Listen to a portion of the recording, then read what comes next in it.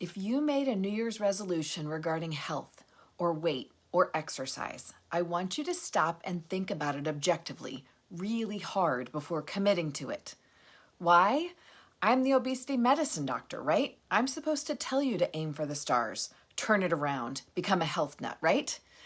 As much as I would love to be the female version of Tony Robbins, capable of inspiring you to make huge, sweeping changes in your life, I'm not. I'm all about finding inspiration and self-improvement and leaning into discomfort regularly, but I don't believe that the way to achieve great things is to create huge, magnificent goals at the first of every year. The studies tell us otherwise. We know that most people make some sort of New Year's resolutions, vague or defined, and most of them involve some sort of health improvement. We also know that people struggle with sticking to their New Year's resolutions beyond a couple of weeks.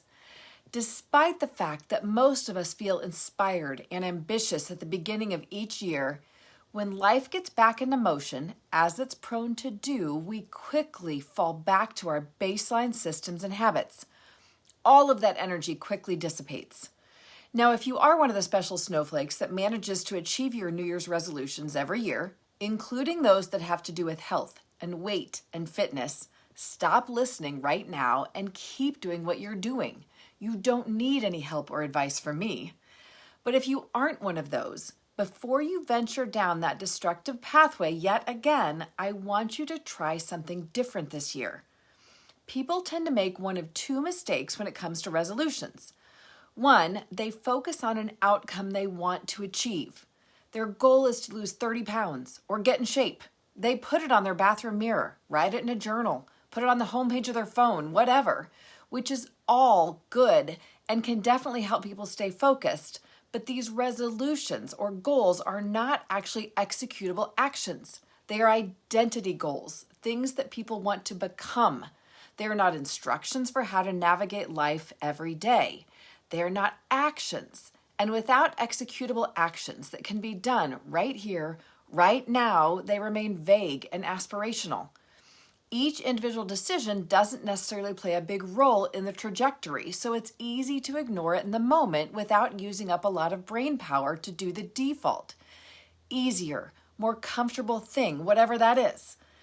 Unfortunately, for most people, the default, easy, comfortable thing is exactly opposite of what needs to happen to achieve the goal or the aspiration. If it were the default thing, the goal or the aspiration would already exist, right?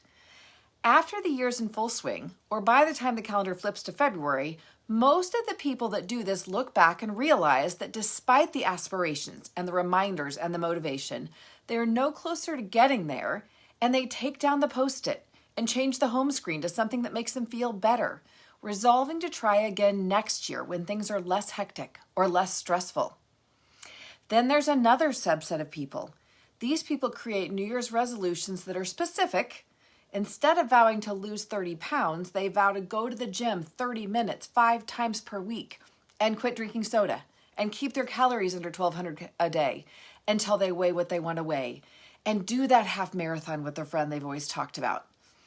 Although these people have very specific actions they need to take to achieve their goal or resolution, these typically involve huge departures from the normal actions.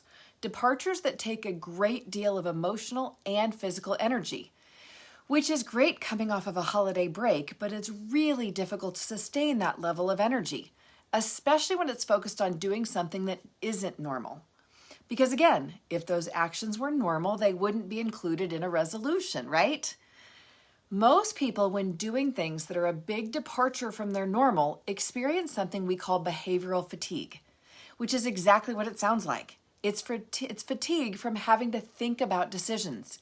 It's fatigue from doing something other than the normal default.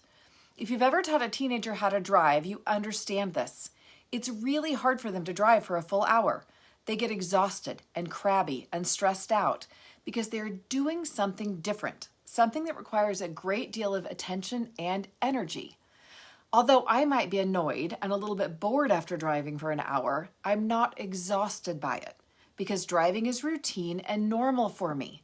It doesn't take a lot of energy to do it. It doesn't create behavioral fatigue. People that make these big, sweeping New Year's resolutions, once they start encountering behavioral fatigue, tend to get derailed. They may jump back on board once or twice, but that swinging back and forth rarely ends up with them staying in that new resolution behavior camp.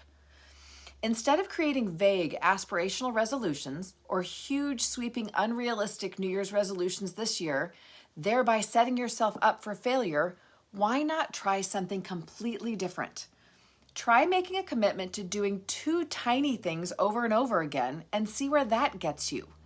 Make specific, achievable goals. If getting in better shape is something you really want to do, instead of resolving to exercise more or go to the gym 4 times a week, try setting a tiny little goal to exercise for at least 1 minute every day. Something you can accomplish before you get in the shower while still wearing your pajamas. Put 1 resistance band or 1 5-pound weight next to your nightstand and do something with that every day. Or do a plank every morning, or just 10 squats. Do something, but make it super easy and super fast. Once you can do that consistently, you'll prove to yourself that you can be an exerciser, and chances are pretty good you will gradually increase the amount of time you spend doing that thing. You will likely start walking more because you will begin to identify yourself as someone that is an exerciser. If your aspiration is to lose weight, rather than focusing on the number, focus on something you can do over and over again without a lot of hard work. If swinging through Starbucks is your routine, and despite your resolve to get black coffee, you usually end up with some sort of fancy latte thing instead, make your New Year's resolution to program the coffee pot every night before you go to bed, to start brewing coffee before you wake up. That way you will have the smell of coffee every morning to remind you that it's right there on your kitchen counter. And chances are you will grab that coffee some days and forego the drive-through line at Starbucks. Maybe not every day, but the simplicity of having coffee in your hand when you leave the house will eventually outweigh the trouble and the cumulative cost of having some barista make coffee for you. Or if one of the barriers to losing weight is impulsive buying of candy bars or donuts or diet soda when you get gas, make a resolution not to go to Quick Trip, to get gas at the grocery store gas station down the road that doesn't have those things. Little shifts like this are often incredibly effective at changing our habits long term. Once you've mastered one habit, set another one. Changing habits is the real key to changing the outcomes. So focusing on the habits is the path forward. There are several common themes that exist to successful habit change. 1, make it small and achievable. Keep the habits under a minute. 1 minute of exercise.